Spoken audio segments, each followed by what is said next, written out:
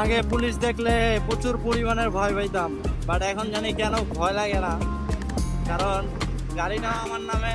আমি 2015 সাল থেকে বাইকিং জগতে, 2025 সাল চলতেছে, মানে 10 বছর চলতেছে আর কি। অ্যান্ড সবচেয়ে বড় যে কথা সেটা হলো যে আমার যাত্রাই শুরু হয়েছিল পালসার 150 দিয়ে।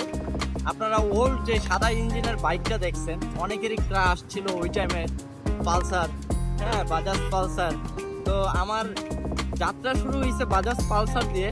অ্যান্ড আজকে 10 বছর পর আবার লেটেস্ট পালসার নিয়ে আমি আপনাদের মাঝে হাজির। সেটা হচ্ছে N160, ঠিক আছে। এটা হচ্ছে এখন বর্তমানে 2023, 24, 25-এর লেটেস্ট। বাট আমি এত গাড়ি চালাইছি, কিন্তু ঠিক পাই টু পাই 10 বছর পরই আমি আবার পালসারে আসলাম। এন্ড ভাই পালসার গাড়িটা এরকম একটা জিনিস, এটা আসলে একটা ইমোশন, এটা একটা ভালোবাসার একটা কাজ করে অন্যরকম। অন্য অন্য যেসব গাড়ি আমি চালাইছি, ওয়েট বলেন সব কিছুতেই মানে কিরকম, মানে একদম ওয়েট নাই, কিচ্ছু নাই। কিন্তু পালসার এমন একটা কোম্পানি যেটা হচ্ছে আপনার প্রচুর পরিমাণের ওয়েট থাকবো, এক অ্যাগ্রেসিভ লুক থাকবো, হ্যাঁ।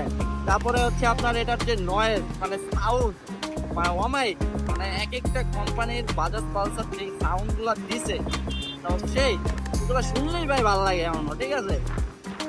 তো ভাই পালসার পালসারই রোডে ঘাটে চলতেছে আজকে 10 বছর। তো পুলিশ দেখলে না আমার কি লেগে জানি, কোনো কিছু না থাকলেও আমার কাছে মনে হয় যে ইটস ডাজেন্ট ম্যাটার ভাই, প্যারা নাই। কারণ সে আমাকে ধরে কি হবে, আমার সব কিছু আছে, সব কিছু জানা। আর আমি অতি সহজে একটা জিনিস খেয়াল করছি, রোডে ঘাটে চলছি বহুত, কিন্তু আমি সিগন্যাল খুব কম পাইছি। সত্যি কথা বলতে পালসার আগেরটাও চালাইছি, অ্যান্ড 10 বছর পরে পালসার N160 চালাইতেছি।